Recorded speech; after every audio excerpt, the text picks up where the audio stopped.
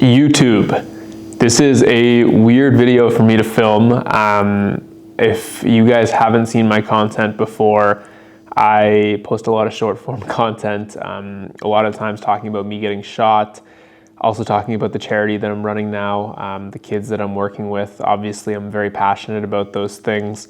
But I decided I want to start a YouTube channel, which is why you've probably seen a lot of my shorts posted if you're coming from the shorts that have been posted on my channel over to the longer form content. I've been repurposing all of my old content there to try and get some traction, but I wanted to post this video kind of just at like a high level of who I am, what I'm trying to accomplish, and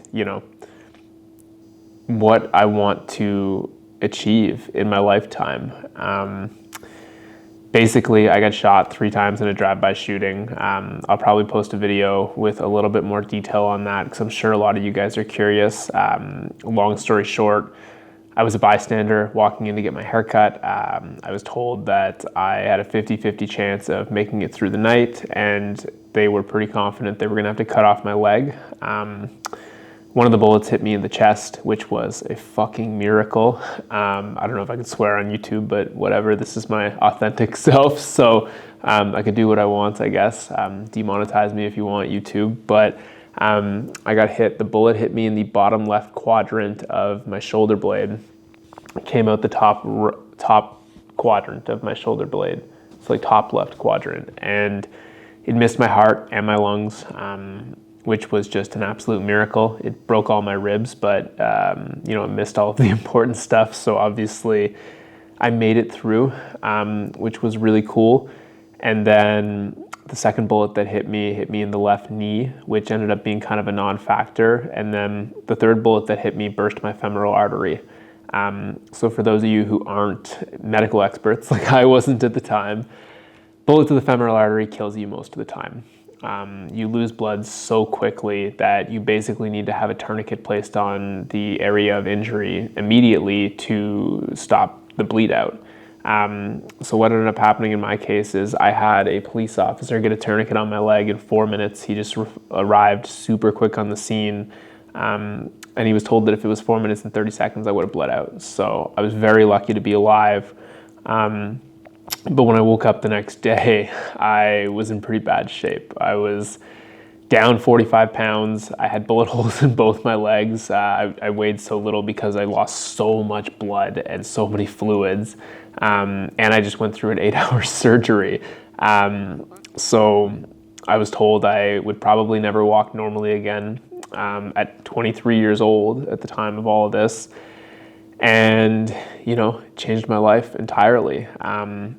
What ended up happening when I woke up is I had this just like yearning for more in my life. Like I really felt like going through the experience that I did and getting shot was going to be the best thing that ever happened to me. And that sounds really weird for people to hear. But at the time, I was working as like a corporate consultant, living a life that I thought I always wanted to live. I graduated school for business law.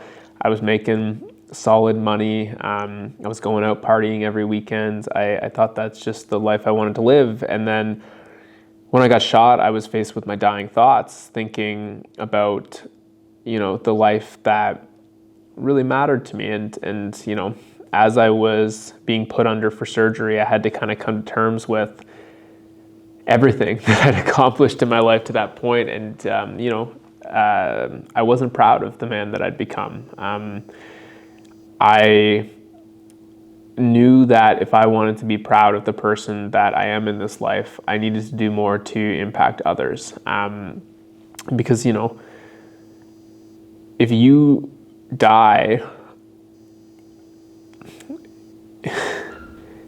die, and you're buried 6 feet under, whatever it is, your coworkers might be sad to see you go, your friends might be sad to see you go, your parents are sad to see you go, and obviously all of that's incredible, but life goes on, things happen, whereas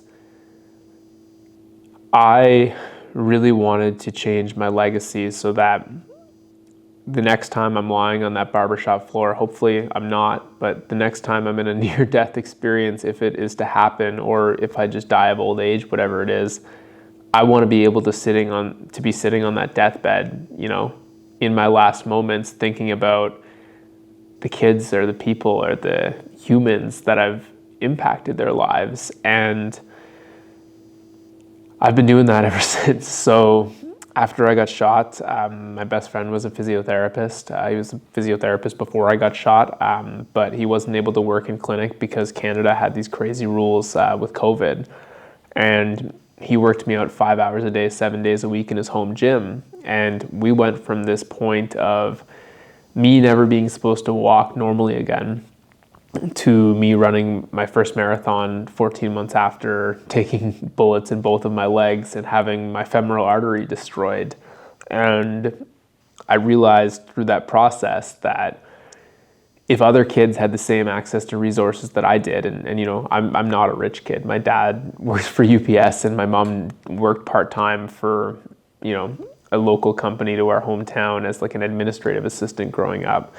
And they spent all of the money they had putting us through competitive sports. So I don't come from a place of privilege when it comes to the financial side of things, but I came from a place of incredible privilege when it came to having good friends and a good support system. And I wanted to help other people have access to those same sort of resources because I believe so deeply in the human spirit that I think if we can create hope for people who are going through a really tough time, we can create these incredible results that probably won't otherwise be seen in a lot of cases. You know, I think we've normalized this reality, and maybe it sounds mean to say, but I mean it very genuinely, where we celebrate people who are going through, you know, these terrible situations. We celebrate, you know, victimhood. We leverage it for status, and it kind of puts people in these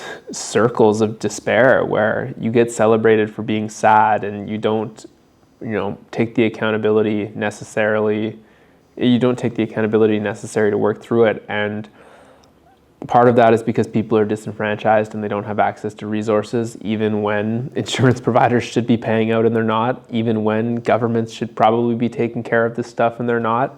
You know, no one should have to get shot walking in to get a fucking haircut and wonder if they're going to be healthy again without having a fighting chance. But I could have sat there and complained about the system, and I think maybe I would have had a good case, but I wanted to do my part to make a difference and help other people because of how fortunate I was to have the help when I needed it the most.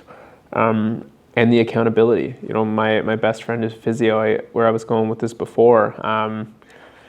He pushed me really hard. Like, there was days where I was crying, you know. There was days where I was screaming into a pillow. There was days where, you know, that physiotherapy was so much more painful than getting shot. It wasn't even in the same stratosphere.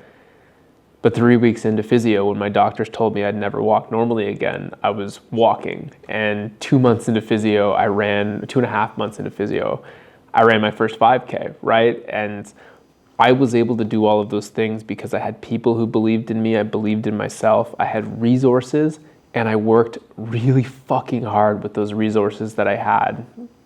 And I thought if we could simulate that hope for more trauma survivors, we could change the world with, you know, the power of my story that I'm very fortunate to have and the pure intentions that we have behind it. So where we're at now, we're about 2.5 years in, 3 years in, I guess, to all of this. We've fundraised over 6 figures now, not much over 6 figures, but just into the 6 figures for trauma survivors. We've given resources to, I believe, 5-6 different people now. A couple different spinal cord injury survivors, a couple different gunshot survivors, all of whom were innocent bystanders who just needed someone to believe in them. And it's cool to see what we've been able to accomplish. The first kid I ever worked with, he got shot in the artery similar to me. And he's now squatting 300 pounds again. He's healthy. He's doing all these incredible things. And the other kids I've worked with, spinal cord injury survivors who were in the wrong place at the wrong time, who were paralyzed and told they'd never walk again, and, cut off from resources through their insurance, they're now starting to fucking walk and do these crazy things. And I am really proud of what I've been able to accomplish, and it's hard to take credit for that sometimes, because I think it's just what you're supposed to do when you go through something like I went through. You're supposed to give back and help others. But if I was lying on that barbershop floor again tomorrow, I'd be a hell of a lot more at peace with maybe not waking up than I would have been 3 years ago when everything happened. So all that to say, that was maybe a little bit of rambling. Hopefully some of you guys that have been following my YouTube stuff watch this. If not, it's all good too. I don't have any crazy expectations. But I'm going to start posting some of the raw side of, what I'm doing growing the charity here, because I think that in the short form content, people see a lot of my wins. They see the cool stories and we generate some views sometimes and all of that stuff. But what they don't see is the struggle behind the scenes. It's really, really hard. I gave up, a great job to run this charity full time and live off of my savings doing it, because I just truly believe so much in the work that we're doing. And it's scary a lot of the time. A lot of the time I don't take care of myself as much as I should, because I just care so fucking much about the kids that I want to work with. But if I don't do it, no one else will. And I want to document this process on the back end, partly kind of as therapy for me to just let some of this stuff out into the world, but partly because I want to bring on, not even I want to bring people into the mission that we're on, but also I want to show people that good people can win. People who want to see the world become a better place can win. And I think I'm going to win with this. And when I say win, I'm going to be fucking happy with it. And I'm going to be able to make a net positive impact. And I'm going to be able to give people opportunities that they never would have had without the work that we're doing.